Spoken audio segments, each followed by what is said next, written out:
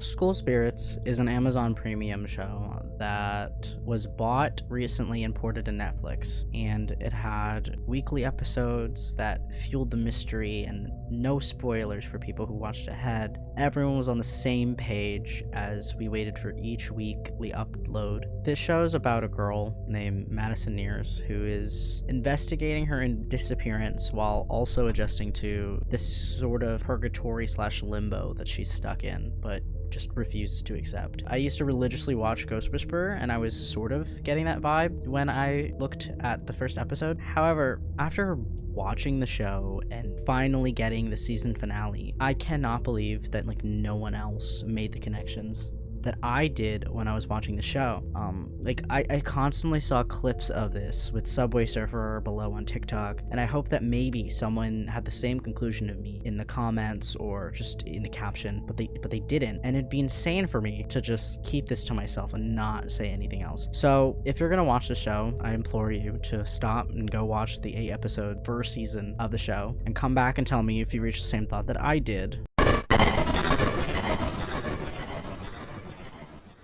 Episode 1 opens up with Maddie watching a school pep rally from the bleachers above the gym, and she seems upset, and we see a student behind her who tries to talk to her, but she seems to just be in her own world. She instantly dismisses him and continues to watch as the principal talks about a missing person investigation happening in the town and how tragic it is, which the camera pulls back, and who do we see on the projection screen? It's a picture of herself on the screen. Wow, totally didn't expect that, right? She tries walking around the school and continues over and over to try to talk to people who ignore her. And the new character who tried to talk to her before tells her to get over it, that she's just gonna have to get used to the fact that no one's going to see her, no one will see her, and that she should join him to this meeting where there is basically a circle of other people, other ghosts, talking about their issues. And the leader among them is a teacher named Mr. Martin, who introduces Maddie to the 3 characters that are important to the rest of the show. Because, even though there's 12, maybe 15 seats, the rest are just extras with no fucking dialogue, so, I guess fuck them. We meet Rhonda, who's a really bad stereotype of the 60s, and calls Maddie Cherry Pop, which she says it way too often. They really try to give her a bunch of nicknames to call Maddie so that you're like, oh yeah, she's from that time period. But it's just really confusing and very cringy because you can tell they wanted us to take it seriously, but it's one of those names and nicknames that you see in books that reads well on books, but when someone says it aloud, it's just no one would ever say that. Okay, we get Wally, a football player from back in the 80s, and Charlie, who's also from the 80s, who's the guy who is introduced her to this group. Basically, it's a dead people support group, and they recently had a girl named Janet finally pass on, and now they're working on themselves passing on too, because when you die in the school, you get stuck in that school, unable to go anywhere else or do anything else. Maddie just doesn't care. She feels like it's a waste of her time, and she just, when it's her turn to introduce herself, she just says a little side comment so that people can stop looking at her, and says, I don't know exactly. Exactly.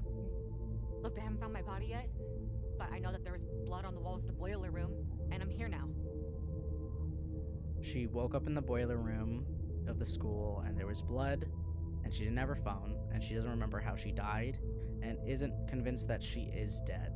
She straight up is just hoping and thinking that maybe she's in a coma somewhere, waiting for someone to identify her. And everyone is taken aback at that.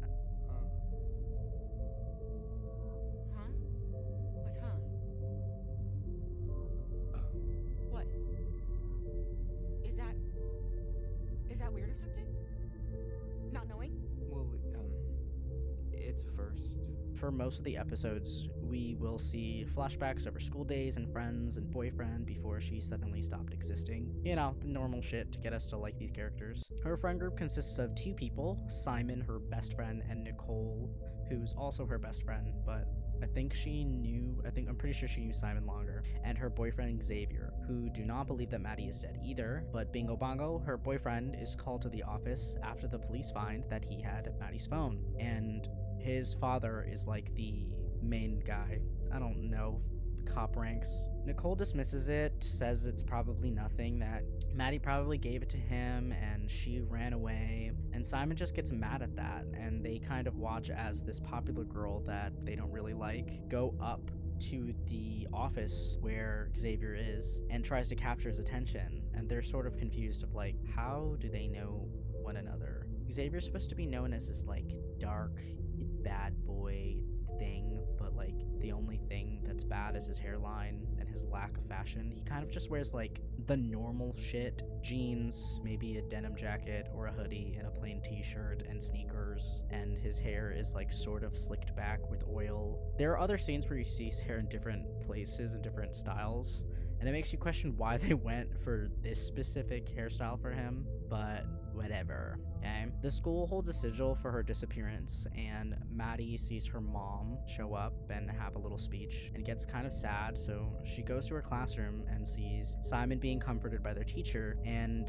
he's left alone. And he starts talking to himself and seeing everyone outside with candles, and he's kind of just mad and upset that like all these people don't even know who she is and never really cared, and now here they are acting like she meant the world to them. And he makes a comment about how he just wishes to see her one more time to get answers. By this point, they don't know where she is, but Maddie is very grateful that she has someone like this who's thinking about her, and she says thank you to him. And they watch as Xavier gets put into the police patrol car of his father and get driven off while everyone else watches. Maddie starts tearing up, she cries, and Simon looks back in confusion, and they both realize that he can see her and hear her.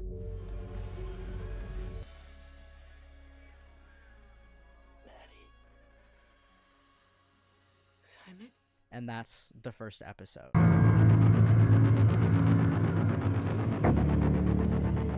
I won't go into much detail for the rest of the episodes, but I will say we get thrown around from past to present constantly throughout the show, and although it's very interesting, it's sort of annoying when you find something out and then suddenly it's like, here's Maddie eating ice cream, or here's Maddie talking about a movie we don't care about. I don't want to see her making out with her boyfriend, or like there's a scene we just get to see like just his raw ass. Like, I don't care. I want to know what happened to her. We also go through different people who could have done it, and there's so many perspective switches, it's sort of annoying, but let's just go.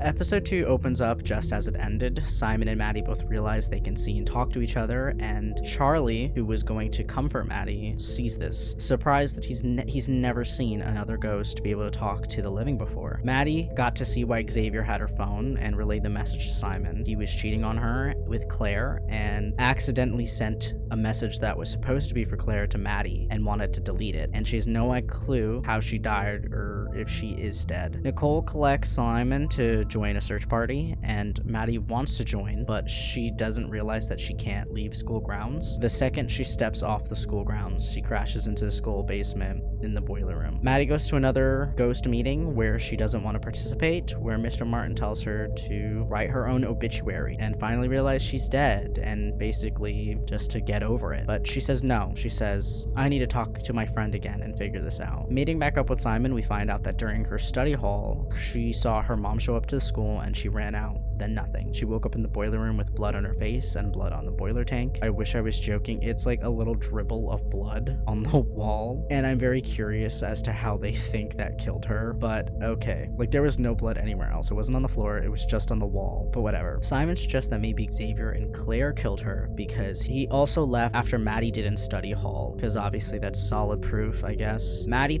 theorizes maybe it was her teacher because Rhonda was also killed by her teacher. We go to Xavier, whose dad hates him, and basically is like, hey, that phone that you gave us, that's not Maddie's phone. It was completely blank. You totally did this. And Xavier gamer rages and punches a wall. Simon and Maddie explore places she and Xavier hung out around school and find a piece of Maddie's phone on the floor, or what's left of it, in the school's garage. It time skips to the morning after they discuss what they found and how they could verify that it's actually her phone when the English teacher walks in. He's like their favorite, very much the cool teacher that everyone likes. After talking to Simon, Maddie changes her mind and thinks that they can trust him and she thinks that Simon should give the phone shard to the teacher, and he does, although skeptical about how she just suddenly changed her mind. We then skip over to the ghost trio hanging out at the school pool, because apparently every single show with like a small poor town suddenly has the funds for all of these sports, including an indoor pool. Like, they have a marching band. I've never had a marching band, nor have I ever had like pool. How lucky. They see some girl almost drown in the pool, and Claire does mouth to mouth and saves her, and Maddie immediately goes,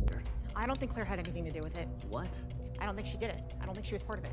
I mean, if Xavier did it, he did it alone. Why are we suddenly deleting her? Oh, because I saw her save somebody, didn't I? At the pool. I saw her pull someone out of the pool, and someone who hit her head, and I don't think she could kill me. There are serial killers who dress as clowns. They make balloon animals at lunchtime kitty parties, and then they eat a human heart for dinner. We've seen that movie twice. oh, well then she didn't kill me then, right? Like seconds after she's already discussing with the group. She's terrible for sleeping with her boyfriend, and like definitely they both murdered her and got rid of her. Which Maddie does this a lot, where she'll just instantly drop a suspect based on her gut feeling, and then like later on find something terrible about them or withholds information that could have dropped suspicion on them, but we need it for the plot, so she never says anything. And she doesn't trust like anyone, not even her best friends or the ghost people who literally cannot do anything to her or anyone who's alive if they knew. Like they have no control over the living. That's why they're shocked when they see that she can talk to Simon. We skip over to Xavier, who's at Maddie's house, basically to tell Maddie's mom that he cheated on Maddie and that police have a phone, but it's not Maddie's phone since Maddie was switched out. And he makes sure to tell her that he didn't do it, but he's there to ask if maybe she had Maddie's phone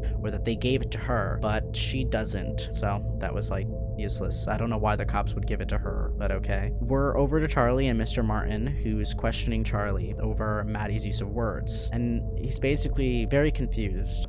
Made it sound as if she'd spoken to a friend in the living world. Recently. He's like, you know, she acts like she was talking to her friend. Like she said, talk to my friend again. And is like, can you just make sure that if she remembers anything, just let me know. Because at this school, he's scared that she'll become delusional. For other people that have died at the school, some become so wrapped in the past that they literally loop themselves in time and never leave. They go insane, and he's scared that instead of moving on, Maddie will become just like all these other ghosts lost at school. Charlie, who's not an ARC, says nothing though, because he's a real one. I think there's only the 12 ghosts that are aware, and the rest of them are literally just wherever they died, they're in that room, and they stay in that room, and they relay the same script over and over again. Maddie talks to Simon about how they need more pieces of the phone to see if they can find one with her serial number on it just to verify that it's hers. But as he picks up a shard, he sees their English teacher, Mr. Anderson, angrily questioning why Simon's there after hours, and like legit grabs him by the arm and throws him into his car. He's like, you better drive home. And like he literally stands in the rain waiting until Simon drives off and is like left the premises before he gets in his own car. And that's how that ends.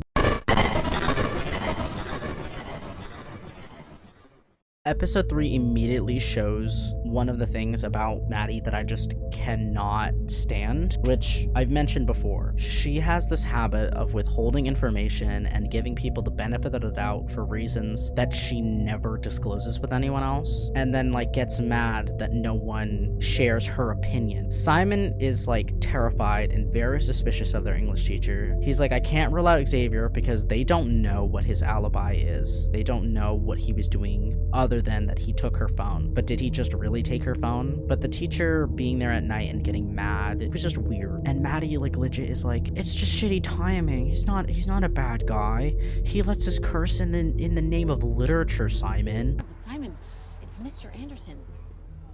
I mean, this is the guy who doesn't care if we swear, so long as it's in the name of literature. You know, the guy who painfully overacts all the witches in Macbeth when he has us read it aloud in class. I do love his Cockney accent. That's what I'm saying.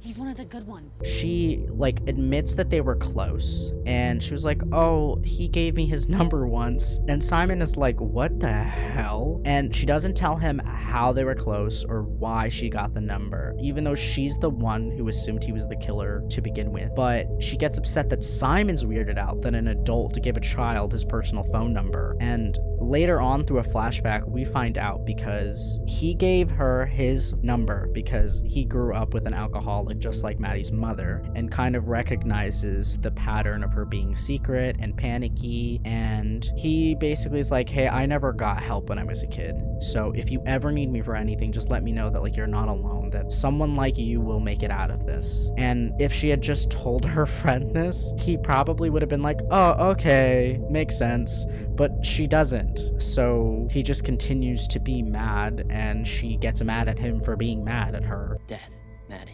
Now that you're dead, I mean, you're not making it very easy. I'm sorry. Is my being dead hard for you? Well, how am I supposed to solve this thing if even now you won't even let me in? What about you? I asked you to trust me, and you just went and... Because I'm trying to help. Well, stop, okay? I'll solve my murder on my own. Thanks. Xavier goes back to school after kind of avoiding it for like I think a week, and Nicole and Simon see him in the hallway, and you know, Nicole's like, are we still suspicious about him? And Simon says no, not anymore, and basically asks a hypothetical like, hey, is it weird if a teacher gives a student their number? And she's like, I guess it depends, like why are you asking that? And he's like, is it weird that Mr. Anderson gave Maddie his personal phone number? And Nicole sort of gets all weirded out about it, and she's like, well, maybe he likes giving his number out to a lot of students. Huh? Did you ever think about that? And when was this? Nicole, does it matter?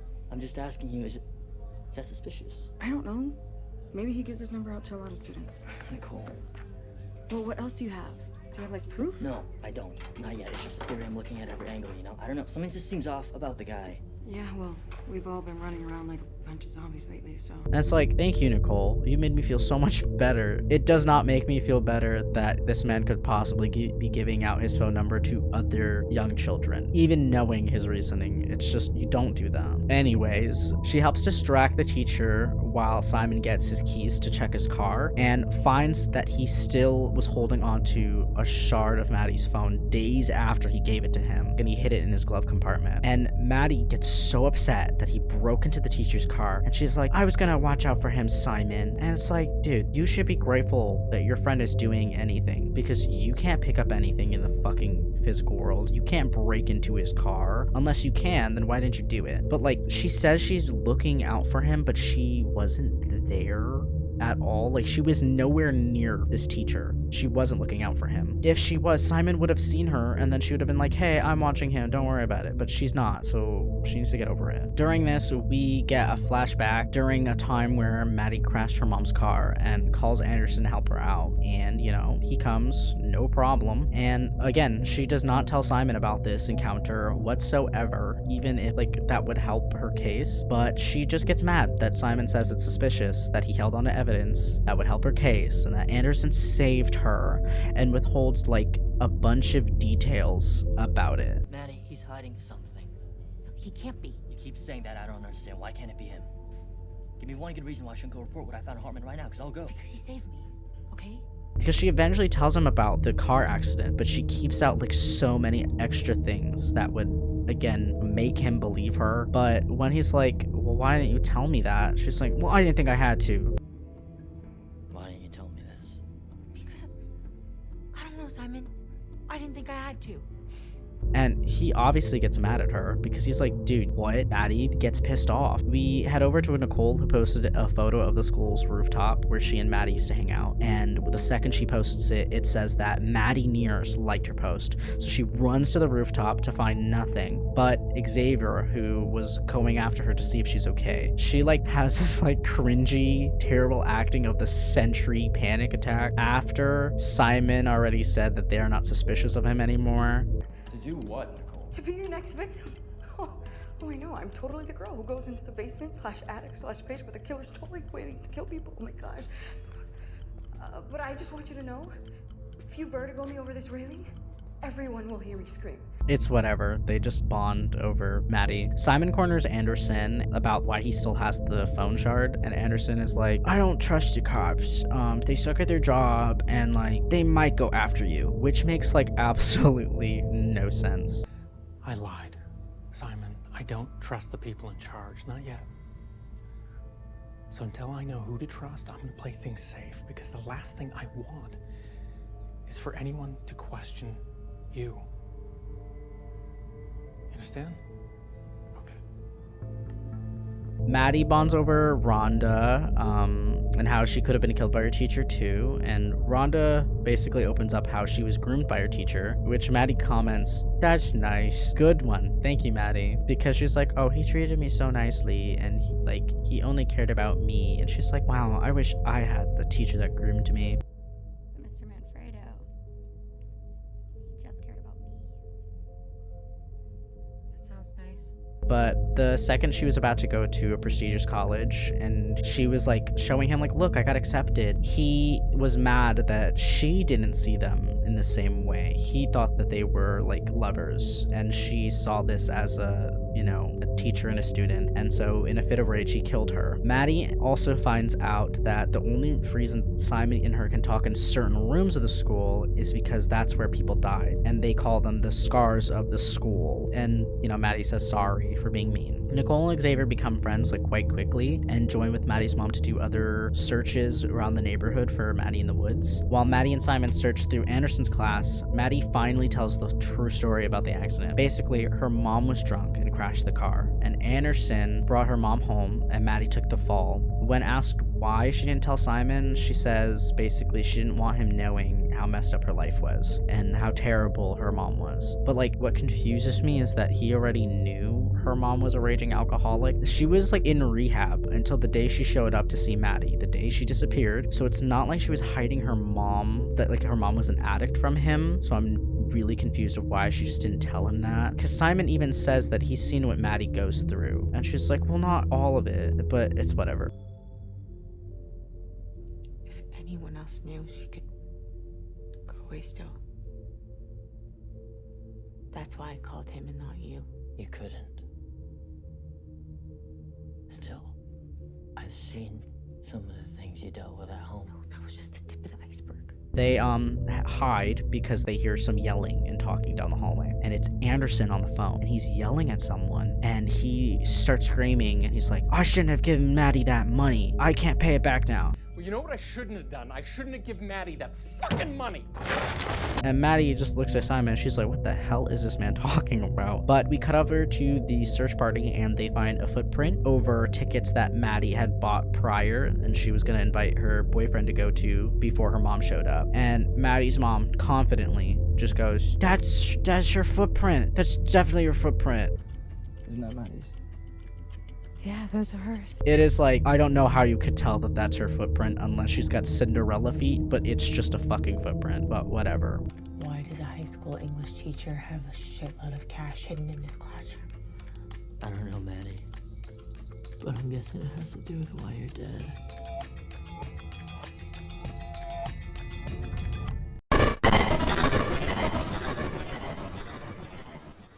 In episode 4, Nicole tells Simon about the footprint, which led to a service road, and she's convinced that Maddie is alive. Simon is very suspicious on why suddenly she's friends with Xavier, especially after he's like, hey, she's not sus anymore, and she was like very much, no, he's suspicious, blah, blah, blah, blah, blah. Even though she was like mad at him for being suspicious about Xavier in the first place. So she asks Simon like, oh, well, then why are you ditching the search and, you're ghosting me? And like he tries to tell her that like, I'm seeing Maddie, I'm talking to Maddie, like this is what's going on. And she's just like, I see her too in my dreams, you idiot. Of course you have, so have I. I mean, not like out loud, because she's not really gone. I feel her just like you do. And he's like, no, like Maddie's dead. And Nicole's like, I can't believe you would say that, and like runs off. And like for the rest of the show, he just never tries to tell her again because she's just gonna react like that, I guess, every time. Nicole has a meeting with Claire because she goes to the schools, she works for the AV club, and gets mad that Claire starts to cry about Maddie's disappearance when she was never close to Maddie. Claire's basically like, oh, we used to be friends, and Nicole principal side eyes her and kind of starts like berating her on live camera. Maddie didn't drown, Claire. No, I know. But you think you could have saved her? No, It's funny, I haven't heard you say 2 words to her since I've been at the school, but the second her face is on more posters than yours, you think, what? But what confuses me the most is she's like, oh yeah, sure you were. But she confirms later that Maddie and Claire were friends in the past. So I don't know why she's acting like Claire was lying about that. She makes it sound like Claire's just a shitty person who didn't care. And then later on in the show, in a later episode, is like, no, they were friends. I just don't like her. Claire's good at icing people up. Like you said, you never would have thought she was friends with Maddie. But she was friends with Maddie. It's like, oh, okay, whatever. The Ghost Trio is trying to explain to Maddie that basically they don't know how to help her because they can't do anything with the physical world. But they literally see Simon run into the room, look at Maddie, and call her over. And it clicks and they're like, this bitch can talk to the living. Are you serious? So she goes over and she's talking to Simon about Anderson, and basically like he says what happened, that Anderson cornered him and basically said he doesn't trust the cops and that they're gonna question him. And she's like, oh well, now you need to stop because like you're gonna end up in trouble, you know, you stole his phone. Yeah, he ends up stealing his phone. And she's like, I don't want the cops questioning you. And it's like, I get you guys are kids, but it's like, why are you so dumb to believe that like Anderson has any power? Like if they're gonna question him, they might question him, but he's not gonna get convicted of anything because he was in study hall when she went missing. Like people can account that he was in study hall. But anyways, Rhonda and Wally kind of get mad at Maddie and Charlie for keeping this a secret, and it doesn't matter. Like they get over it really fast and basically keep it to themselves because it's not like they can tell any of the extras that have no fucking dialogue to say. But they do basically say, don't tell Mr. Martin and keep it between the 3 of us. I'll tell everyone the truth tomorrow. Mr. Martin, everyone. Maybe don't. Really? I think he's right. I think we should keep this contained. You know, for now. Maddie runs off after they yell at her, so she's in search of other people who may have seen Anderson do something shitty, because Rhonda basically is like, we don't just wander around this school. Sorry, sweets. We don't just stand around staring at the living all day. No. You plan weekend fun. Like movie nights. As if they have literally anything else to do as dead people, but okay. And she goes to see this ghost Nina, who is in the school auditorium. She's stuck in a loop from when she died and basically kind of relives her life as the lighting team in drama club, and is basically unable to help Maddie because she's like, oh, you're just another drama student who's not gonna appreciate my work. I'm sorry you didn't get the part. And Maddie's like, great, you're fucking useless to me. Look, I'm up here day after day so that what happened to me doesn't happen to you, all right? And what do I get in return? No flowers, no thank you, not even the common courtesy of cleaning up after yourself. So the next time you or one of your needy little castmates wants something from me, remember this. I am the one keeping everyone safe. Me. She's like about to leave and she finds like this little devil patch, like meant for clothes or maybe like a jersey, and sees Dawn, who's known as the crazy one, who sort of lounges around and steals people's things and phones and is like really up to date with everything that happened in the world. Dawn also hasn't seen anything, but I love her, but she's very neurodivergent coded, and like everyone finds her annoying and weird, and it's like so sad because she's not annoying. She's so sweet, and everyone accuses her of doing drugs despite her never touching any in her entire life. Like she's not even stuck in a loop, she just kind of lives with the flow, you know? But Dawn's actually very helpful by showing Maddie other ghosts who might have seen something, but she warns that they might not do anything because a lot of them are just stuck.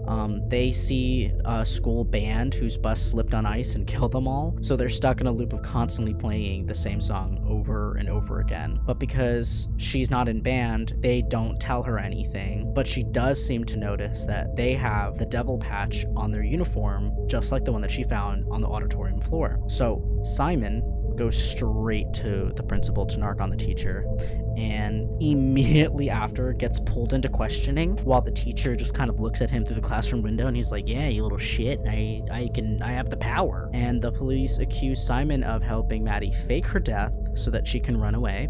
We got a pretty good theory if you want to hear it. Maddie wanted to leave Split River and she really didn't want to be found. So she made it look like there'd been some sort of attack, but she needed someone's help. A reliable best friend to swap her phone, plant some evidence, maybe frame a teacher. When in reality, she simply ran away.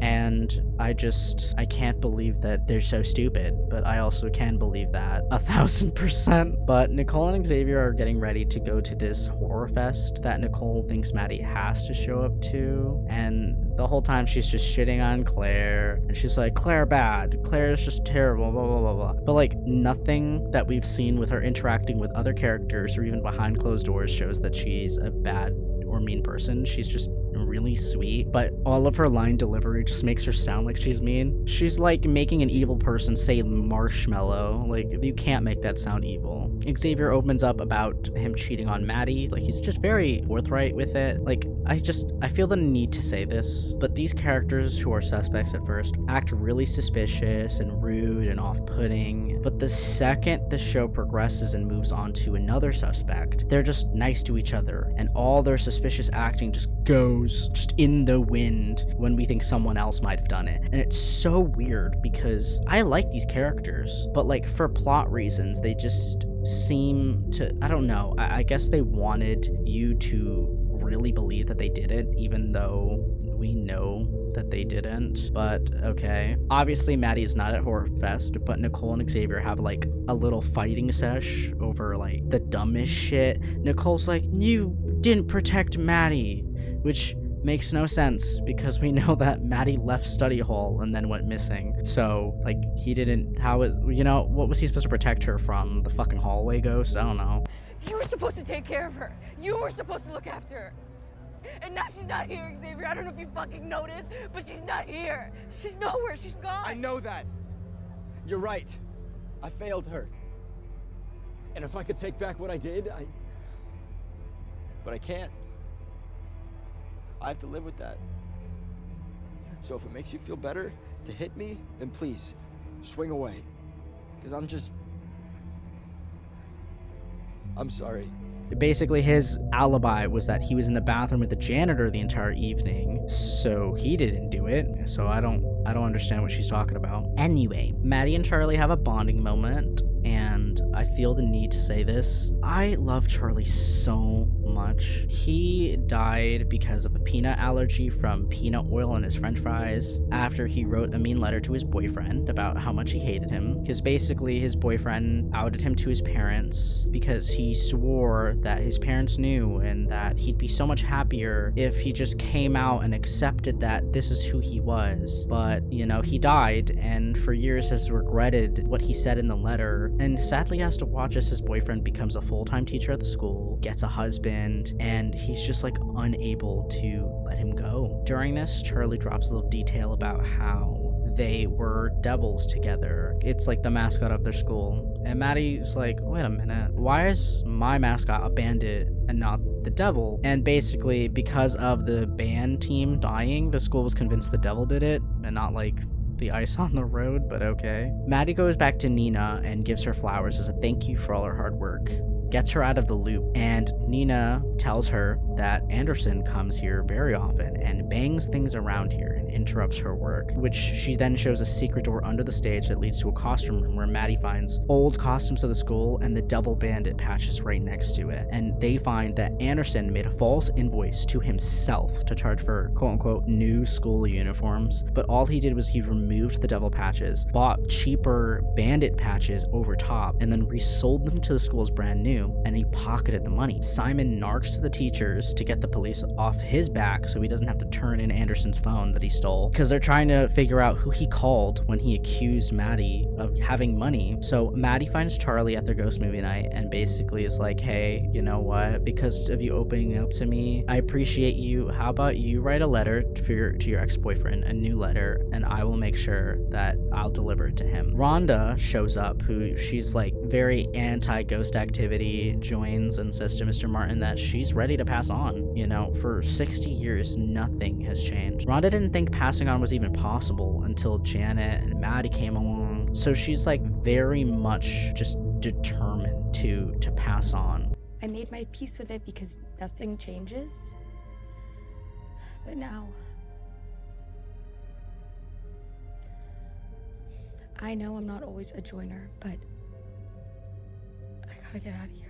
Dawn's even there, and she tries to take a selfie with Maddie, and Maddie notices, where did you get that phone? How did you get it? And she's like, I know the passcode on everyone's phone, which then Maddie's able to relay the password to Simon to find out who Anderson called that night. And ding, ding, ding, who do we hear the phone go to voicemail with? You reached Claire Zomer. Do me a favor and just text me, okay? It's fucking Claire, obviously. Episode 5 opens up with Claire stalking Anderson's house, but like the camera just goes back to the ghosts getting ready for a homecoming game, which is the anniversary of Wally's death, who died during the game. The suspicion is now on Claire, who they stalk, opening up about how Maddie and her used to be friends. Basically, Maddie talks about how Claire had a terrible home life just like she did, but when Claire needed a place to stay while her parents were in this big fight, Maddie's mom was on a drunk rampage and she couldn't let her in. I was 12 years old, and I didn't know how bad things were for Claire at home too. Maddie, please! Maddie, hurry, come on!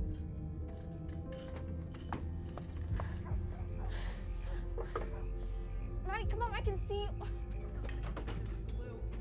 Her parents had been fighting. She was scared and she needed a place to go. You can't come in. I gotta go. What? Maddie, please! But I couldn't help her. Claire had to live with her dad for a couple of years after that, which she left town, but when she came back with her mom, who remarried to this rich guy, she began to avoid Maddie and basically hide that they ever knew each other and kind of became this like rich, pretty girl, great everything. Simon thinks that this maybe could be a reason for killing her, so Maddie and Charlie stalk her to kind of figure out what's going on, and she sort of hints to the principal, like she's questioning, oh, did Anderson like say that he was working with anybody? Acting really suspicious, just proving that she was working with him. Has he admitted anything? Was he working alone, or did he hint that anyone else was involved? She's fishing. I'm sure there's a reasonable explanation. Yeah, there is. He's a thief. And my parents are gonna lose it if they're dragged into a scandal. That would definitely be the last check they write to the school. At Maddie's mother's place, Xavier's helping her out, and they get a call about how squatters have been staying in an abandoned house, and they found Maddie's backpack there. So that makes them, one, confused, but it convinces them that she's alive. Nicole fights with Simon, who still doesn't really trust Xavier or Claire, but like, it's really weird. They go back and forth where Nicole's like, I don't trust these two people, but then Simon will be like, I don't trust them. She's like, why don't you trust them? I trust them. It's just it depends on what the plot wants you to do, they'll flip-flop. What's going on with you? What's going on with you? You take brooding, sad, void, horrorcon, and suddenly you trust everything that he says? I asked you first and you said no. Why are you trying so hard to push me away? Did it ever occur to you that I wasn't ready to lose 2 friends? Simon breaks into Anderson's classroom again with the janitor, because the janitor's really cool, and basically finds out that every assignment that Claire ever turned in is just the same paper over and over again, with just an A on top of it. And they find out she was blackmailing him for good grades. Maddie gets upset because, like, when isn't she mad at Simon, who's just trying to help? And, like, literally just a whole 180, and it's like, you need to let it go. You need to let this go and stop investigating, you know? Because my mom came here earlier and was picking up my assignments, and she wasn't drinking, so that means it's better that I'm dead and my mom doesn't know what happened to me. And we should probably look into it, but we can't right now. What? Why? Simon, you didn't see my mom. She was so... And whatever this is, if it comes out, all it means is that the mom I saw in there goes away. But maybe if we just put all this on hold, It means my mom can have a life. Which is, it's so stupid because Maddie like acts like if they find her killer, Maddie's mom's gonna start drinking again and thinks that like her sobriety is more important than how she was killed. But like if she never figures out what happened to her, her mom is just going to like, this is a temporary fix. Your mom's what? She's gonna think that you're alive, be sober for however long until they realize that you're not coming back, and then just continue to be an alcoholic. Like you're damaging your mother in the process. Like that argument makes no fucking sense. But whatever. Back to Claire stalking Anderson. She asks him what he told the cops, and he tells her, I told him the truth. He stole the money from the school. He pocketed the money to pay off his father's debt. And the day that Maddie went missing, he was with his dad. Claire asks if he said anything about her to the cops, and he's like, maybe I did, maybe I didn't. Bada bing, bada boom. Did you say anything about me? You know what? I don't remember. Xavier investigates the house that Maddie's bag was found in, but the second he gets there, the squatter immediately runs off and like hops out of a window, like a 2-story window, and he goes to tell Maddie's mom, but there Simon is, and basically he relays the message and they go to pass out flyers at the homecoming game. Mr. Martin basically asks Rhonda to keep an eye out on Maddie because ever since she got here, everyone kind of seems to just like do their own thing and not attend ghost meetings anymore, and he's terrified that they too are just gonna end up wandering in a loop and not looking forward. He doesn't want anyone to lose their way or get too attached to each other that they won't move on. Sort of how like Dawn isn't in a loop, but she's so attached to the school and the future that she doesn't belong to, that she can't move on either. Keep an eye on her for me, will you? She seems to trust you. I just hate for her to backslide, cause anyone else to lose their way. We've come so far. As have you. But Maddie and Wally talk about how celebrating his game is not looking forward at all. Even though it's like nice that his mom shows up every year, he opens up about how he didn't even want to do sports to begin with. Like it was his all mother's big dream. He's never opened it up to anyone before like this. It is really impressive that your mom is still celebrating something that you love. Well, actually, it was my mom's idea that I play football. But you love it, right? Nah, I don't. I mean, I don't mind it. I'm really good at it. But, I played it for her. And you never told her that? Oh my God, no way. That would break her heart. Wally, you know that you don't have to do what she wants anymore. You can do whatever the hell you want. Yeah, but I don't know if I know how to do that. Which makes me wonder, what was he talking about for 40 years in ghost therapy? But okay. Wally has a flashback about the day that he died. He opens up that his mom was the one who pressured him to go on the field that night, and that he was never happy with himself doing sports. And as he realizes that Maddie's right, this is not a way for him to move on. He takes off his jersey and he stands up in a moment of silence for his death. And it's one of my favorite scenes of the show.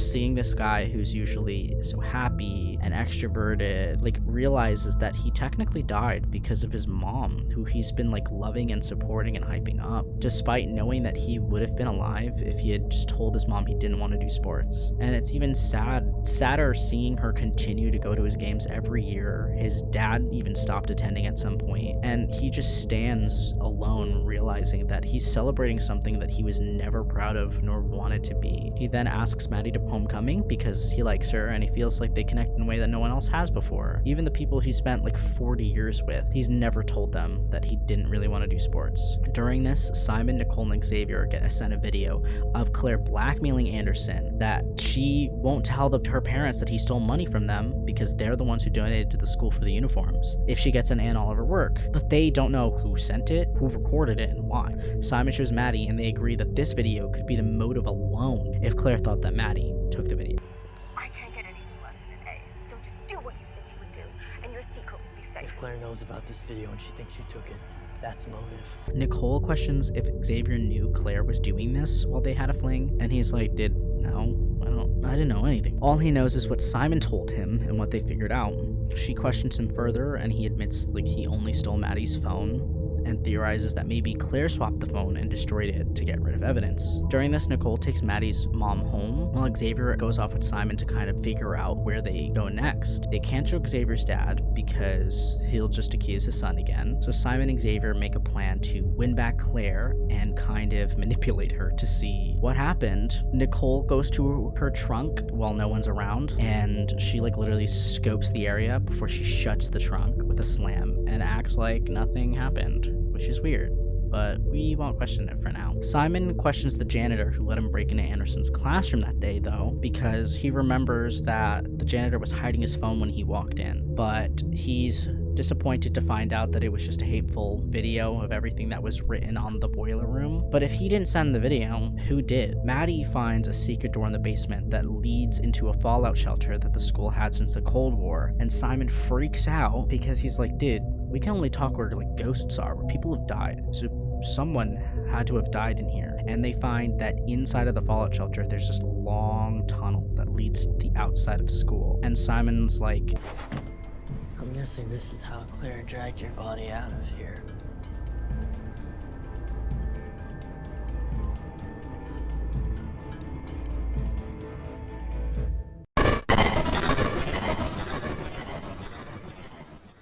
Episode 6 is basically the beach episode in an anime show. Like, nothing is really important, and most of it's just fan service and bonding. It's not a bad episode, but like the whole point is that they're going to homecoming, and like Maddie just ignores him the whole time.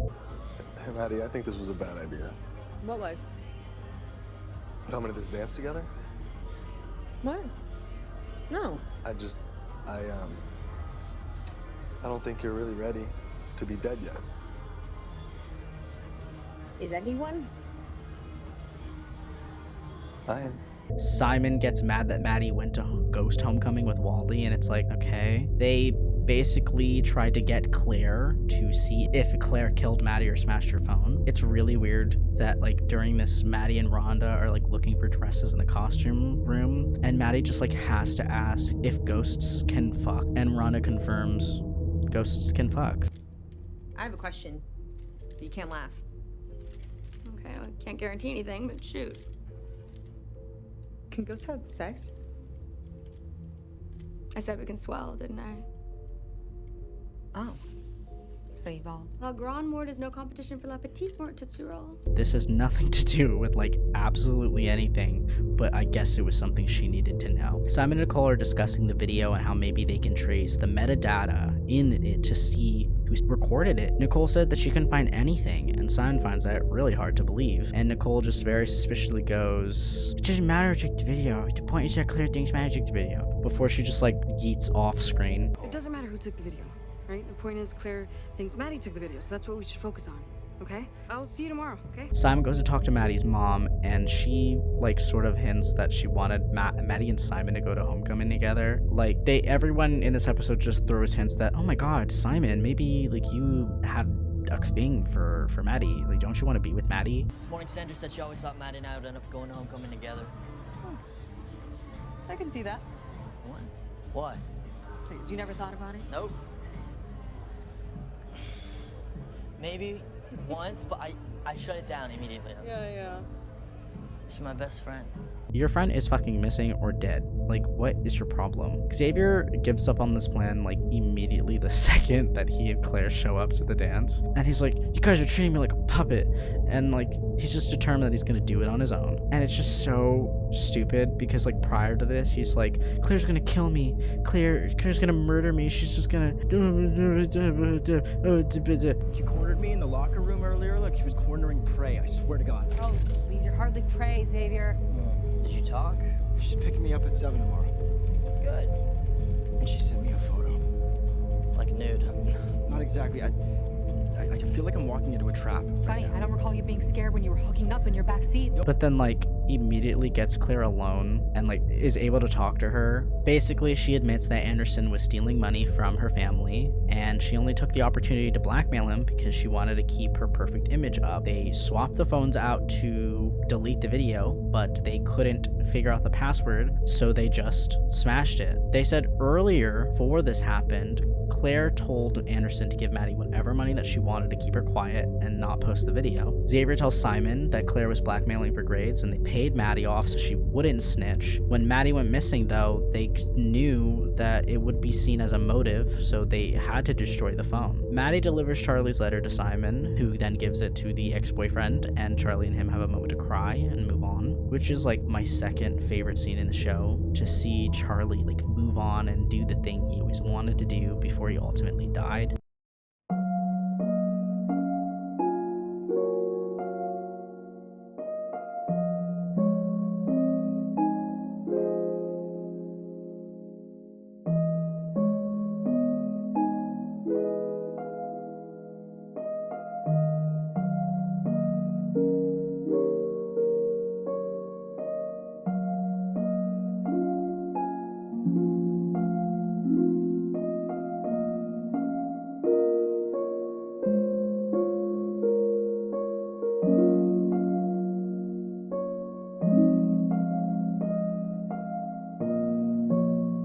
Maddie's mom hears someone outside in the yard and like is convinced that it's Maddie and calls Nicole over to investigate. We know it's not Maddie, but it's like the weakest evidence on planet Earth. Hey, there was a noise in my backyard. It has to be my daughter who's possibly dead or missing. She's probably dead. Most likely dead. By the time Nicole gets to Maddie's mom's house to continue the search in the yard, they get a knock on the door, and the cops reveal that they found something at the house that Maddie's bag was. Buried in the backyard was a crowbar covered in blood, and traced the weapon back to an employee at the school. Anderson told the cops that Maddie had a lot of money on her, and this person may have wanted it and killed Maddie for it, which Nicole leaves, and Maddie's mom starts to drink again. While Maddie and Simon overhear the principal talking about how South, janitor, only had access to the cabinet where the tool was, we then see Nicole in the woods with her trunk open in the rain as she buries something in the woods with a shovel.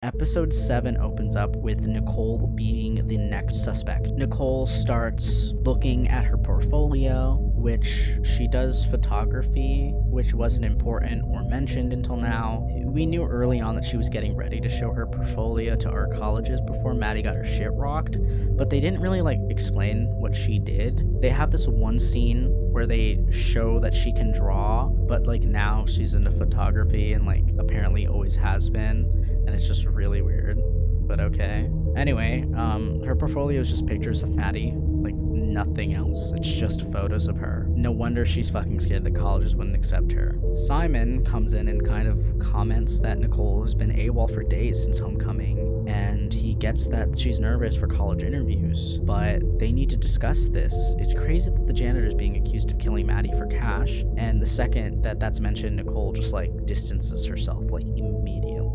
Simon, you know, sits there, he's like, that man couldn't kill a fly. And he opens up Nicole's portfolio and he compliments her talent and says, you know, like, what are you worried about? Until he turns the page and is like, oh, this is concerning. Why is there just photos of her?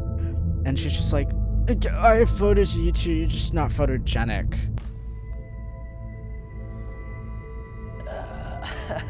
And a little concerned. Damn, you know you took all these? I took a bunch of you too. You're just not photogenic. Yeah, but this is intense. I mean, it's cool. It's just a lot of Maddie. What are you trying to say? Like, it's whatever. But like the second that he leaves, she starts burning the photos. So back in ghost therapy, they start doing mock trials as a way to get like justice for the ghosts, but like this doesn't really go anywhere because no one gives a shit, because they're like, ooh, Maddie's murder is interesting, and she tries to ditch because she's like, I don't give a shit. But Mr. Martin is getting frustrated that she's not even trying. like despite her frustrations that she can't remember anything. Rhonda says maybe that it's a good thing that she can't remember, and Mr. Martin sort of like winces at that, and he tries to keep it on task, saying that she needs to stop. There's no way that she can sway a living person because she's dead. No one can communicate with the living, and sort of like alludes that he might know that she has connections to the living in some way, which is granted. He's still suspicious about that comment that she made, saying that she needs to talk to her friend again. I've been here for weeks and I still don't know what happened to me. Maybe that's the way it's supposed to be. Rhonda, can you just stop piling on? I'm not piling on, Moose. Sometimes our brains erase trauma to protect us. Who's gonna protect Mr. South? Whether your memory returns or not, you're not in a position to help the accused, Maddie. We have no influence over what happens in that world. Do we? Do we have any sway over a living person? Wally changes the subject immediately and talks about repressed memories and maybe that they could find a way for Maddie to remember something that happened the day she died. And he's been like reading psych books to try to figure out how to help her. And like, honestly, we love Wally. I love him. Despite like having feelings for Maddie, he's like looking out for her even when they're mad at her for hiding the ability to talk to Simon. Without feelings attached, she's looking out for her as a friend, and I can genuinely appreciate him. Maddie's mom's an alcoholic, just in case you forgot. So Wally tries making Maddie food just to try to jog her memory. That doesn't work, so Rana recommends music or sounds. She tries singing, but because like it's a song she's never heard before, it doesn't really work. But Charlie's like, what if we just like hypnotize you? And Dawn, who's always there, so it's not weird, pops in and she's like, that's a bad idea. She says it's too risky, and during hypnosis your body basically is left with a no vacancy sign over your head, and it's an empty shell that someone can come into and stay there. And despite this being said non-cryptically at all, they go, wow, Dawn, you're just so crazy and you're so stupid and you definitely do drugs, and like, I don't understand what you just said. It's way too risky. Why? Well, when you're hypnotized, it's like you have a vacancy sign above your head. Your body becomes an empty shell. Another spirit could walk in and stay there. Did you get any of that? Maddie, I'm not gonna lie, I don't think we should be listening to someone who cuts her hair with a steak knife. Believe what you want, but any kind of walk-in is risky. There's no gatekeeper. But she just suggests anyway, they do an anti-seance where you channel a memory instead of a spirit. She says they're very similar, and maybe that could help Maddie unlock the thing she's been locking away. And Maddie's the only one who's just like, hell yeah, Dawn. Like, I totally get what you're saying. While everyone's like, what? What does that mean? Even though she said it very fucking clearly, but okay. Now that Claire's part of the team, her, Xavier, and Simon are all talking about what Xavier found out through his cop dad, which really isn't a lot, it's just the weapon that they found, and it confuses him even further that the janitor was his alibi when Maddie disappeared. So why is it not an alibi for the janitor now? Like, why is he being suspected just because of, like, the tool? He comments how his dad loves to pick easy targets and kind of alludes to the fact that his dad's abusive. Nicole is really mad that Claire's part of the team, and Claire is just basically saying, like, we just need to find who took the video of me and Anderson. And Nicole looks very suspicious, and when they suggest they go to the station to see if they might have anything, Nicole like explodes and is like, when did you guys become the Scooby Gang? I can't believe Claire's just dropping her pom-pom and trading it for a trench coat. I'm sorry, when did you become all Scooby-Doo? I mean, 2 months ago you were wiping your feet on Maddie's face, and now you're, what, trading in your pom-pom for a trench coat? Nicole. No, it's weird. Which is like, it's so, I don't understand where this animosity is coming from. Like, I get it, but I don't get it, because I said, like, the show likes to show people in a bad light or make them act weird or mean, but they never actually say anything mean or rude. Whenever someone talked about Maddie, Simon, or Xavier in any bad manner, Claire would like immediately shut it down and tell them to like, don't say that, that's really mean. So I don't understand how Claire is being manipulative. It's whatever. Nicole basically says that Claire only cares about saving her own skin, which Claire has been like very open about everything that went down, so I don't know what she's talking about, but okay. Simon's like, yo, you need to calm down, and she goes, no, you need to calm down. She's basically caring about a janitor now. It's all to save her own skin. Nicole, chill. No, you chill. They make a plan to go to the evidence room during lunch, and Nicole just is like, just pissed off and just waddles off into the distance. She goes straight for the computer room to go on a computer, and it's taken until lunchtime. So when lunch comes around, she threatens the child off, and it's like, wow, Nicole, way to show that you're a good person. You're done now. Why? Because I said so. Put your little books away, zip up, and get out now. I have this reserved until... Do you want to live to see 10th grade? I'm not playing with you, douchebag. Move! Claire, love her. She slays and takes one for the team and breaks her own window, saying, you know what, I'm gonna make a police report. I'm gonna say someone's stalking me, and since the janitor's not allowed on campus, it can't be him. Xavier's like, wow, I love strong women that could beat my ass. Good ones, Xavier. But when they get there, we hear that Maddie's mom had made a report that someone had broken into her house while she was asleep. But it's good enough that Xavier's dad is distracted so they can sneak in the evidence room. Simon sees the photo of the footprint they found in the woods weeks ago and is very confused. And he asks, this is the footprint that you found, right? And Xavier's like, no, Nicole found that. Like, we split up and she was alone when she found it. And Simon, being like besties for life, he's got that ESPN, he just immediately knows that that is not Maddie's footprint. The boot print of Maddie's you found in the woods. Oh, I didn't find it. Nicole found it. Why? Were you there when she found it? Yeah. No. We split up in the woods. She was alone. Why?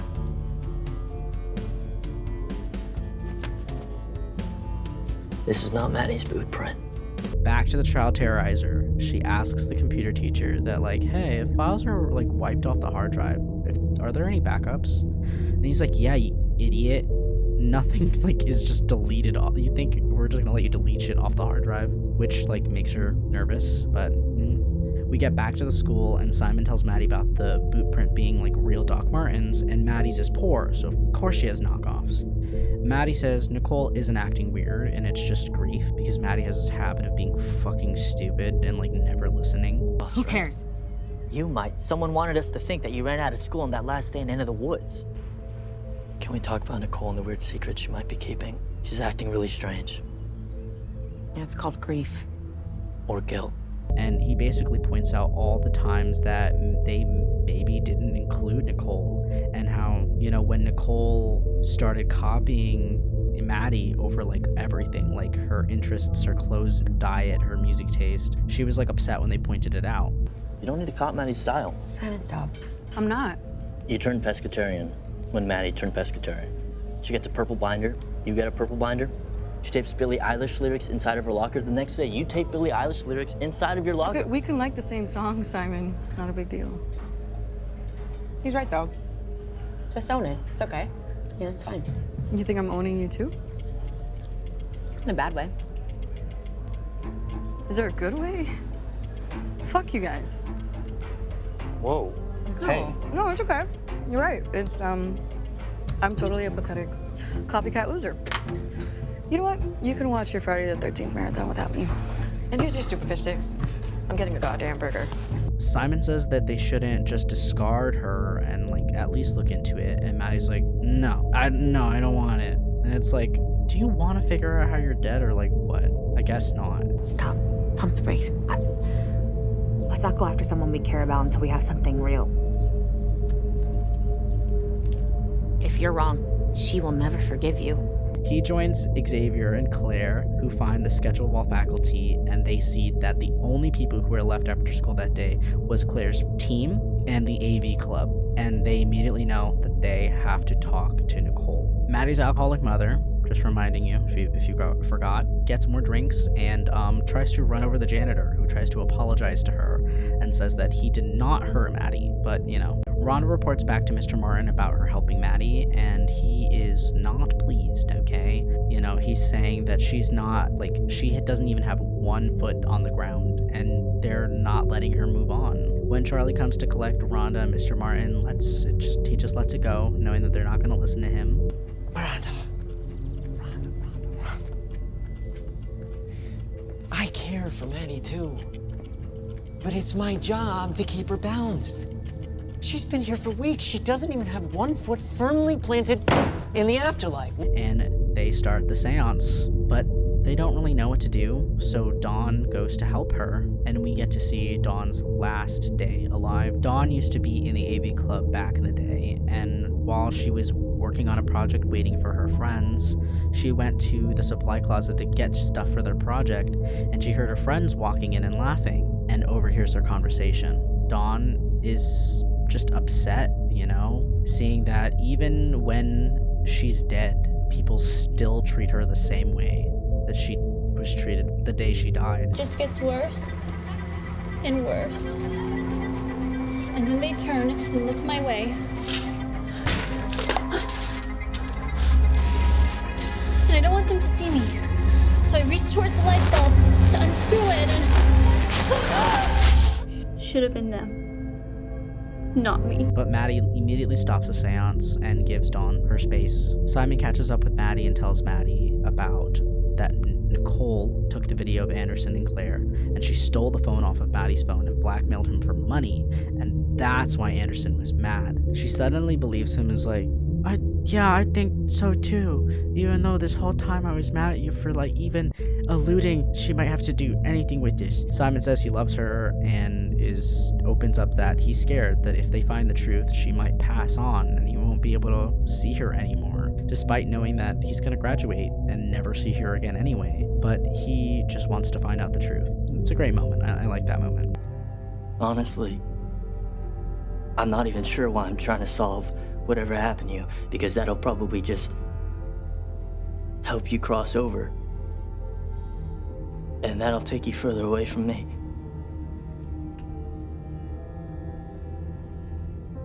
You know you're gonna graduate in June and leave this place too. And you may leave it before me. Right? It's so messed up. Xavier's dad starts bullying him and calling him a loser in public, and he still thinks Xavier harmed Maddie and that he was tampering with evidence, even though they openly let someone else go in and swap Maddie's phone out without any issue. We love that. Simon confronts Nicole as she's trying to delete the video. Like, legit, she has it on full blast on the computer screen in full screen. And it's like, what are you talking about? What? You forgot what we talked about. I absolutely have not. But I'm going to get caught. He asks why she blackmailed Anderson and if she might have had something to do with Maddie's disappearance, because she keeps doing all these nice things and like being suspicious about anyone else wanting to help out. She left a false footprint to get Maddie and everyone else's hope up that she was alive, but apparently that's not suspicious. She explains that she needed the money to pay for the same college that Simon and Maddie were going to, because the art colleges looked at her creepy Maddie portfolio and said, bitch, you're not coming in. But she basically says, I don't have that type of money to pay for college. Yet she's the one with the real Doc Martens, but okay. And there's no fucking way my parents are gonna pay for me to go to Chicago and hang out with my friends. We don't have that kind of money. She says she never told him or Maddie because they think she was pathetic, but they never said that. And also, the fight they had... The fight they had over Nicole copying Maddie, which they apologized for, to the point that Simon and Maddie were like not even 100% sure that she could have done it because of this argument. It happened in February of the year before, and Maddie went missing in September of the new school year. And during this, it's near the end of October and close to November, which means that she held on to a fight for 7 to 8 months after they apologized and moved on. And when I mean moved on, I mean Nicole got her own sense of style. She started eating the food she wanted to. She started listening to the musicians that she wanted to listen to. And yet she still felt the need to keep this from them because she's like, oh, you guys would think I was even more pathetic. Like, if this happened like a month prior, if they got into this argument a month prior, I would have believed it. But like 7 to 8 months, come on. Whatever. Simon basically says that it's okay. If they return the money, they could prove the janitor's innocence because if she had the money, there would be no reason for him to go after her. And it would then confirm his alibi with Xavier. They go to the woods to find where Nicole buried the money, but Dawn wants to talk to Maddie before she goes off. She basically apologizes for making it all about herself during the seance, and Maddie says it's fine. She said she needs the apology and that she's not a joke and didn't deserve what happened to her. This is my third favorite scene to happen. the ghost trio is looking for Dawn to apologize too, when suddenly the light starts to get brighter, the music starts to ring, and there's this burst of energy that like paints the entire hallway black. This panics the group, even Rhonda, who's been hoping that she too could pass on with the help of Mr. Martin.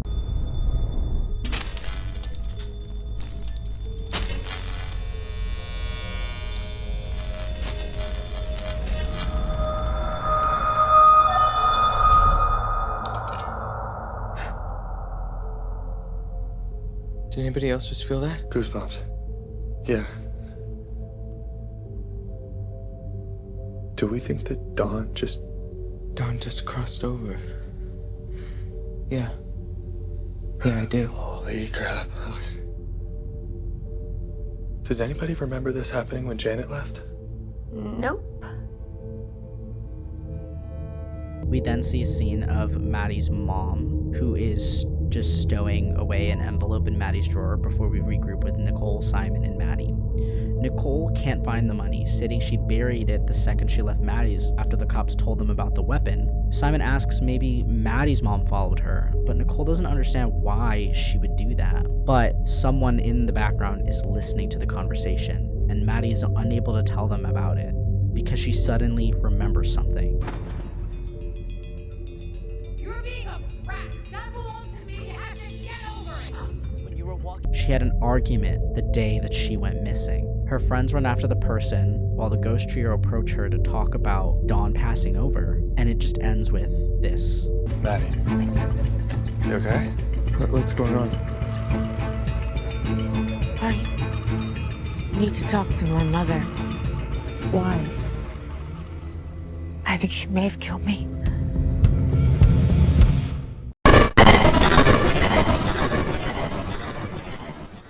This is the story so far. The day Maddie went missing, Maddie left study hall when she saw her mother pull up to school after leaving rehab early. Simon and Xavier were in study class with her. While Simon stayed behind, Xavier stole Maddie's phone, trying to delete the text he accidentally sent her and not to Claire. The janitor was in the bathroom fixing a window when Xavier came in, singing the tune of My Heart Will Go On. He stood there with the janitor all 8th period, unable to crack her password, before eventually just holding on to it and hoping the next time he saw her, he'd give it back. Nicole and Claire, having no class with Maddie that day, didn't even know that she left nor went missing, so they stayed after school in their respective clubs. We find out that Anderson was at his father's house paying off his dad's debt with the money Claire's family gave him during 8th period, coming back to the end of the day so he can grade his students' papers. So everyone that we have a suspect on has an alibi. Everything checks out. But let's figure out what happened to Maddie when she left study hall and what the last argument with her mom was about.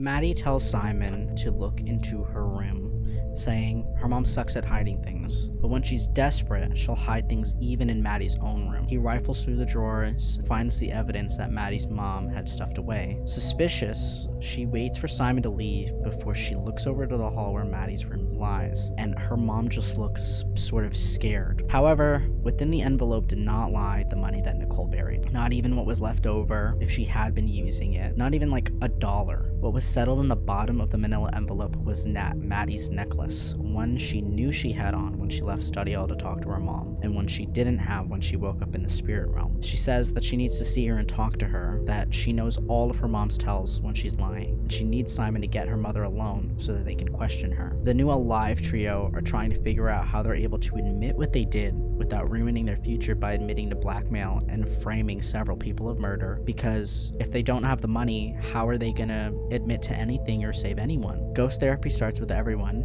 meaning the only 3 ghosts that are allowed to talk besides Mr. Martin, and they're talking about how when Janet passed on, it didn't feel like this, and that it was very different, and Mr. Martin doesn't have any answers. Janet was the first to pass on for like 60 years, and he doesn't know if things are the same for all ghosts when they pass on. All of them are not placated by that. They're upset that Mr. Martin doesn't have all these answers for how long he's been there, saying that he's been there longer than all of them have, so it's mad that he still knows nothing. Charlie asks, why is it so bad to look back? What if that's the key to everything? But Mr. Martin just looks so pained, and as you can see, his eyes well up, and he finally tells them about his past and how painful it is to relive. The day I died, I made a mistake. turned my back on a student for a split second, and there was an error. Fatal error. There was a fire. I managed to save my class, but not myself. Doesn't that make you a hero then? A martyr? It wasn't even your fault. I was the teacher. I should have been paying closer attention. I should have known what was going on. The fear of not being able to give them answers when he too was taken at a time when he couldn't help his students, he can't do anything to save them either, it really pains him to know that. Rhonda tries to stand up for Mr. Martin. She died in the same time frame as him by a teacher herself, and for 60 years he tried to help them with limited knowledge to spare them of the pain of him not knowing himself. It doesn't stop his students from leaving in an attempt to get away. Wally seeks out Maddie to maybe ask what she said to Dawn before she passed on, and Maddie relays her words. She apologized for the hurt she felt, said that it wasn't her fault, and says that possibly Dawn heard the words she always wanted to hear. She asks Wally what if he was hurt by someone who was supposed to be the one to protect him, because she's scared to find out the truth about her mom, which it must hurt Wally, I imagine, because he understands. He had this realization at the homecoming game when he remembered how his mom pressured him to go on that field, and how it cost him his life the second he went on. But he reassures her that if she can face her fears, so can he. Charlie is upset and confronts Rhonda about why she's not questioning anything or why she's not upset. She says she doesn't see a point. How does Dawn's passing help her? Charlie thinks maybe there's a clue in her passing that could be the key to their salvation, but Rhonda points out that they didn't even see it, so how could they know? They both leave upset without any answers. Xavier knows that he has a lot less to lose over his other friends, so he goes to tell his father that the janitor didn't do anything to Maddie, and asks why the janitor doesn't have an alibi when they were both together. He admits that he saw who was squatting in the house, and that they jumped out of a window, and it makes no sense that the janitor who has a knee brace could do that. But all his father does is see this as an opportunity to abuse his son and berate him, and basically threatens to arrest him. He stands up for himself. As he leaves, he sees an address of another house the squatter was recently hinted to be found at. While the alive trio pulls up to the address, Nicole recognizes that this was just a block away from the other squatter house. The door is open, broken into, and they just figure they might as well just stake it out and hope to find someone. But it only lasts a couple of hours before the trio starts to argue and realize that they can't just sit there and do nothing. They search the house and start getting attacked by the squatter, who runs out of the house. They accidentally left the keys in the car, and the person steals the car. Xavier tries to climb onto it, figure out who's in it, but the guy goes in reverse, and all Claire can do is try to help him, but he's knocked unconscious. Nicole, being smart, she pulls out her phone and records the person. Unable to check the film, all she can do is call an ambulance, but she makes sure to send the video to Simon. Finally getting Maddie's mom in a room to talk, Simon uses the excuse of Maddie receiving an English award and that they need to have an acceptance speech to talk to her about the day that Maddie went missing. Simon questions, and the more he questions, the more she wants to bail, until he asks about Maddie's necklace. He knows Maddie had the necklace when she left study hall, and now her mother has it when she adamantly told the cops that she never saw her that day. Why did she show up when she was supposed to be in rehab? The second Maddie touches the necklace, however, she suddenly remembers a little bit of that day. She did meet her mom that day. They saw each other, so why did she lie? Her mom admits that she was ashamed of what happened, that Maddie found her immediately and asked what she was doing at a rehab, and Maddie's mom said she's sober, she didn't need to be there anymore, but she had exciting news to tell Maddie about. While she was getting treatment, this guy there was telling her about a new development in the mountains and how they're fairly priced this time of year, and she decided to buy one, a cabin of their own in the mountainsides. And Maddie is just like, she doesn't believe her. They can barely afford the rehab. They had to borrow money from other people to get her there. And her mom reassures her, "Psh, we have money." She says Maddie can't be mad to find out how she has the money. She admits that she used the money that they put away when Maddie's dad died, and she found good use for it because it's for their future and they're gonna start from scratch. And Maddie can just feel her heart drop in her chest because that was her college fund. Her mom basically goes, "We'll figure it out. The schools up there are cheaper." And Maddie angrily reminds her that she's going to school all the way in Chicago. They talked about this. They knew that this was the plan from the beginning. And her mom's just acts like it's the first time she's ever heard of it. "Oh, why would you want to go to a pricey school so far away?" And Maddie admits that she doesn't want to be around her mom Period 8 ends, the bell goes off, but before anyone hears or sees them, she pulls her mom into the school's basement, trying to figure out who they have to talk to get the money back. She just needs the information, and she said, "I'll deal with it myself. Just tell me who it is." Maddie's mom calls her a brat and ungrateful for all this hard work that she did, and that she's ruining a beautiful moment. And besides, there's no money. She wrote a check for the guy earlier that morning, and she needs to just get over it. She's an adult, and Maddie is just a child that needs to obey. This then starts my 4th favorite moment in the series, and it's the first time I've ever seen Peyton List give off such an emotional speech. Seeing her play this like sassy rich girl in Jessie did not prepare me for this moment at all, and I'm like really glad that I went into this without any expectations about her talent or anything. It's like every day you wake up and you find a new way to hurt me. I have to lie to my friends every day. I have to pretend everything is okay. You know, I spend so much time and energy just trying to hide what a mess you are. You want to start a new life? I've spent so long just trying to survive this one, Mom. You want to take everything that Dad gave me? Go ahead.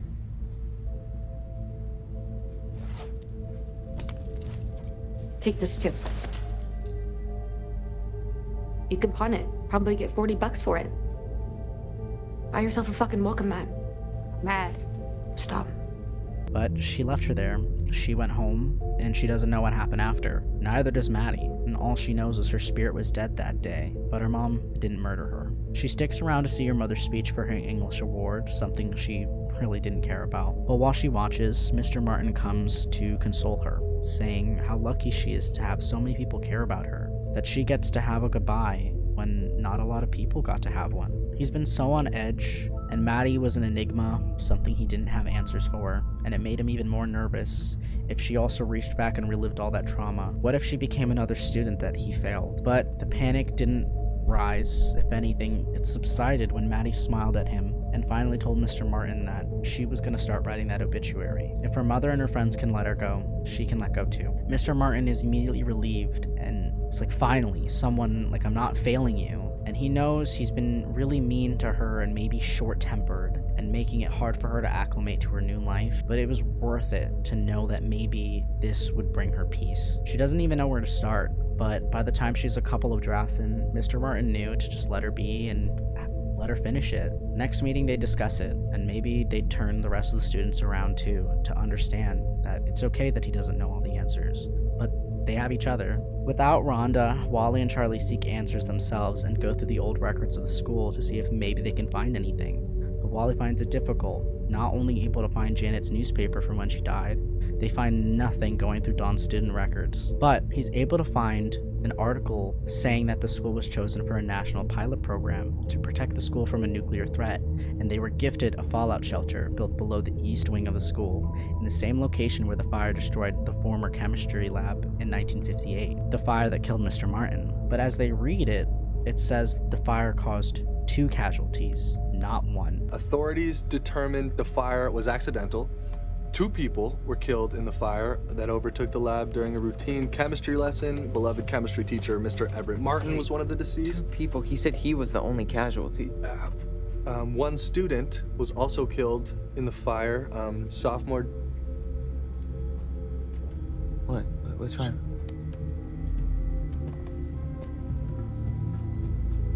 Janet Hamilton.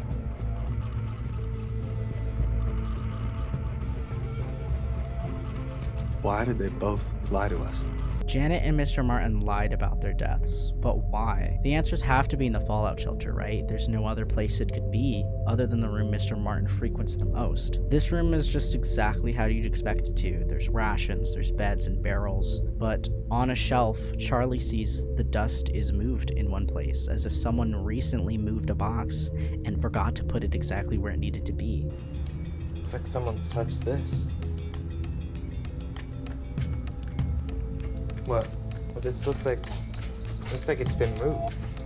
Removing the box, they see notebooks full of paperworks, their original obituaries, research, intimate details about one another, studies of them from pages front to back. He has a play from the coach, the game that killed Wally, and so many other articles. But no notebook, nothing talks about Janet, not even a single sentence. There are articles about the fire, how parents were furious and multiple students witnessed and said the fire was caused by their late teacher, Mr. Martin himself, but they all connect to a single idea. Final moments are a source of great despair in the subject. Hypothesis: reliving final trauma to greatest extent possible may increase thinning and provide access point. Rhonda storms into the fallout shelter, yelling how she told them to leave this alone. She knew this entire time that they were never getting home, that they were being documented. Rhonda knows how it looks. When Maddie got there, all of a sudden she could talk to the living and she had a feeling. So she started to follow him. She opens a nearby barrel and inside are all the items the ghosts had in the school before they died. Wally's game ball, Charlie's original letter to his boyfriend, and Rhonda's acceptance letter. He's hoarding them, and there are multiple barrels of who knows what could be in them now. But if it isn't him, who else knows everything about them? Who sat with them for decades with a notebook in hand? She knew it had to be him. She was killed by a trusted teacher before, and she was not gonna let that happen again. Not to her friends. But before they could even comment, the fallout shelter door shut and locked. Are we sure it's him? Who else knows everything about us? Who have we sat with for decades, bearing our souls to? Who else has some deep secret connection to this stupid fallout shelter? No, I've been fooled by someone like this before, and I'm not gonna let it happen to all of us again. Jesus.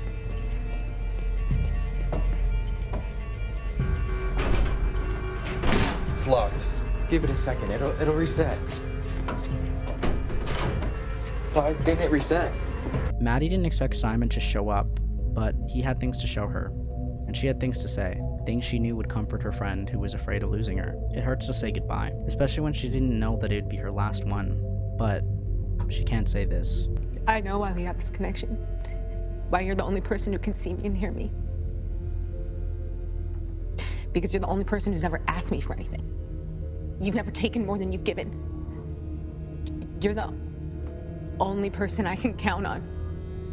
And you're the only person I can trust. And you've only ever loved me unconditionally. And I need you to know that I love you too, Simon. But it didn't bring any comfort. If anything, it made Simon more confused than when he saw her in that classroom weeks ago in early September. Simon broke down into tears, swearing that this is all in his head and that none of this is real, that Maddie's a figment of his imagination and some fucked up way for him to cope. And Maddie's confused until Simon gives her an answer. Simon knows who's been breaking in and squatting all over town. What is that? That's the person who's been breaking into houses across town. It's who attacked Xavier tonight. He doesn't even wait for her answer before he books it out of the school exit. Grabbing his bike, he ignores Maddie's screams as she says, "I'm real." She steps too close to the border of the school, a single centimeter before she crashes into the boiler room wall. And Simon is left to stare at an empty school parking lot where he ignored the screams of his best friend. Convinced that she didn't exist at all, we realize that she never told him she could never leave the school grounds. She never told him the second she does, she ends up back where her body was left behind. She can't even run outside because she hears the screams of her friends from the fallout shelter, and suddenly she remembers something else.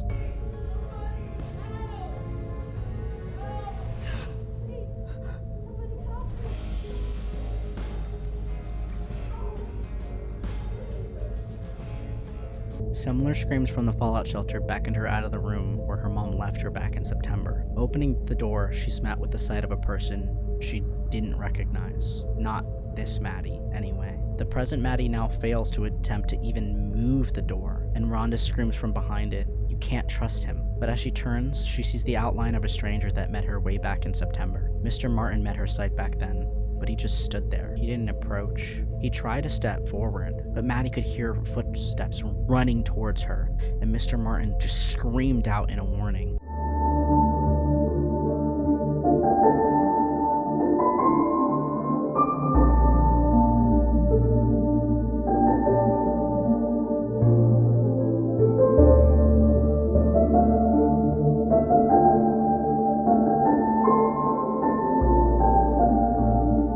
We see someone buying a bus ticket, a bag of money hidden at her side. As the woman asks her name for the ticket, she speaks. You need a name for the ticket purchase? Janet? Or Maddie? It's Maddie. And as she tears off a missing poster of her stolen corpse, she tosses it to the floor in a crumpled ball, gets on the bus, and skips town.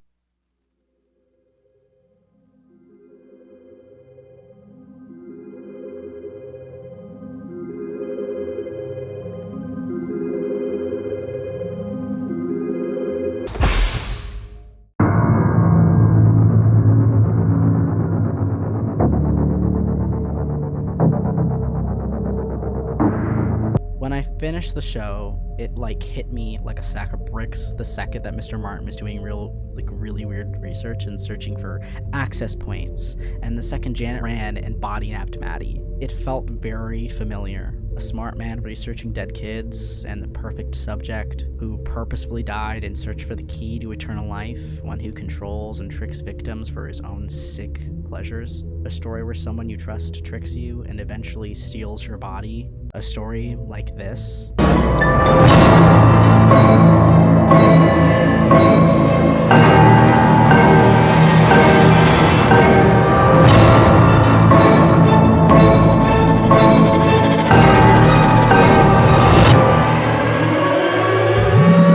Come on, I cannot be the only one who got that a mile away. Mr. Martin perfectly mirrors William Afton, a smart man with the task of finding eternal life through the death and suffering of multiple children who he then manipulates to trust him. He kills a girl and himself with his own creation, who then searches for a perfect vessel. He talks about wanting to strip them of everything until he could find the perfect one. And I think he did it without even knowing, because it wasn't him who did it. There's nowhere for us to hide here. There is nowhere to go when we look like this. But if we looked like you, then we could hide. If we looked like you, then we would have somewhere to go. The scooper only hurts for a moment.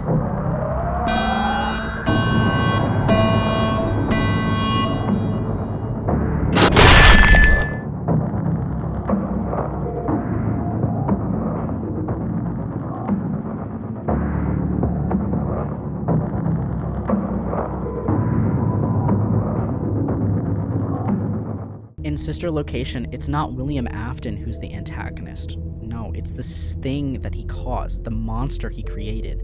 She tricks you, lures you in, and then after scooping out what's in her way, she hops right in. Dawn says that any type of hypnosis is bad, and when you let your soul go, it's so easy for someone to take your spot.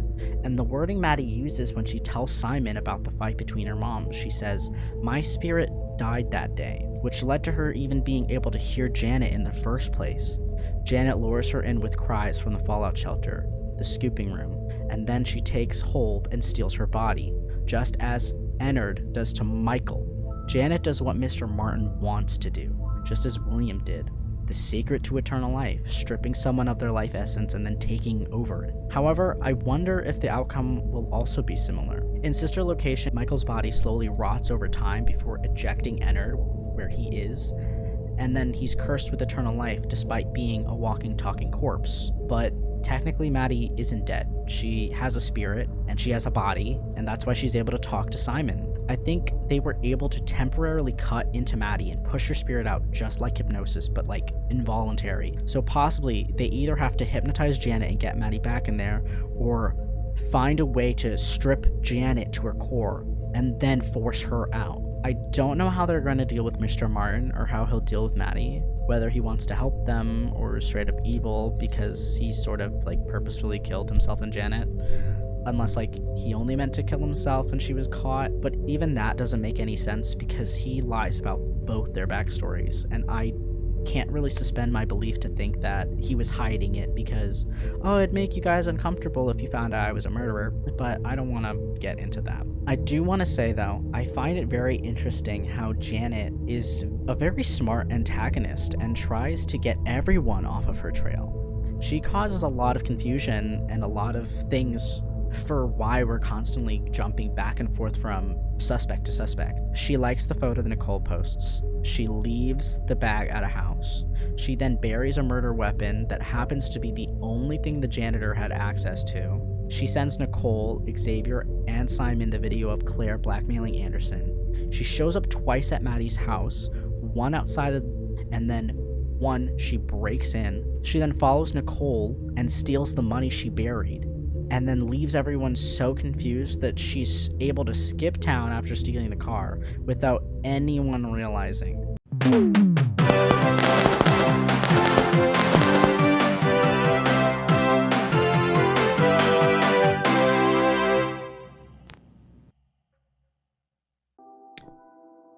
A lot of this wasn't scripted. A lot of it was just me bouncing off the walls and like hoping things would stick and everything would make sense, but I do want to point out some very clear, distinct differences between William Afton and the teacher, Mr. Martin.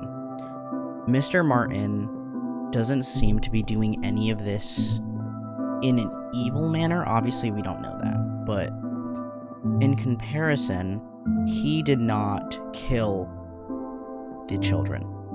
He did not kill anybody other than himself and Janet. We already know that he cannot touch or harm any of the people in the real world, and none of the ghosts can. It's not like they can haunt an object or like poltergeist shit around. So it's highly unlikely that he was like purposefully going after Maddie the entire time. I feel like Maddie was just the perfect person who it was a good opportunity of having someone who already had a dead soul inside, one that was easy to occupy. I do wonder if he was just trying to kill himself, right? Because he talks about how painful it is during their last meeting together and how it's hard to think of the past. And I wonder if he didn't mean to kill Janet in the process and now is trying to get Janet to go back and live her life, but obviously not in the way that it happens in the show. Because he's researching everyone and he purposefully lies about how Janet died, not about how he died. Obviously they can look that up. They didn't look that up until they were trying to figure out how Dawn passed on. I don't think, in a weird way, it doesn't seem like he was being malicious towards these teens. Like, I don't think he was purposefully just leading them on this entire time, hoping not to help them. I think he really was trying to help them, but he didn't want them to go into their past because then he would have to go into his past, and if he got close to them, then they would start actually trying to help him because they're like, oh, you're a teacher, you're sort of like our parental figure in the afterlife, you're guiding us, you're the oldest among us. And I feel like in a way he was trying to help them, but I don't think he was trying to get them to pass on at all.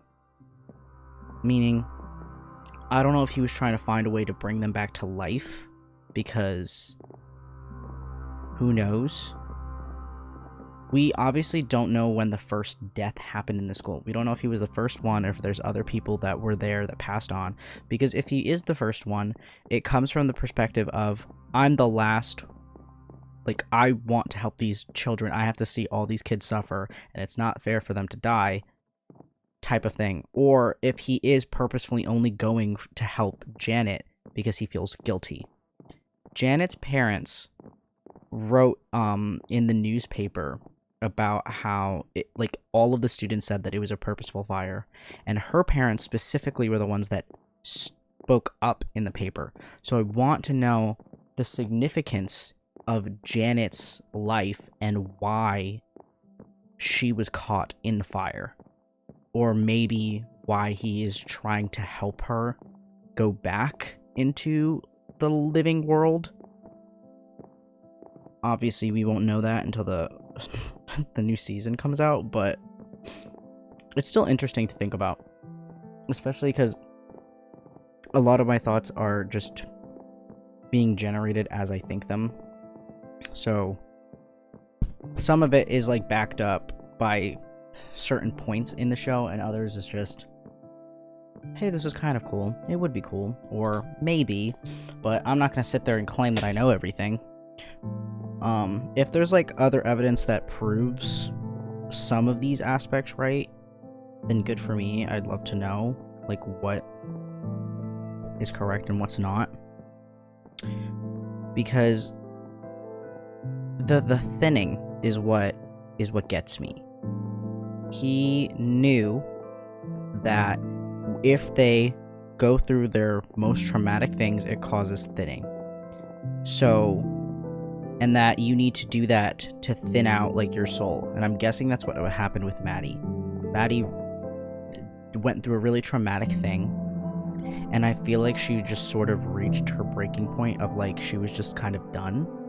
And think about it, she was going to go to college with Simon, and she was definitely going to get a scholarship, and she was going to leave and not have to deal with her mom, and most likely was going to no contact her mother and not have to talk to her ever again because of what she did.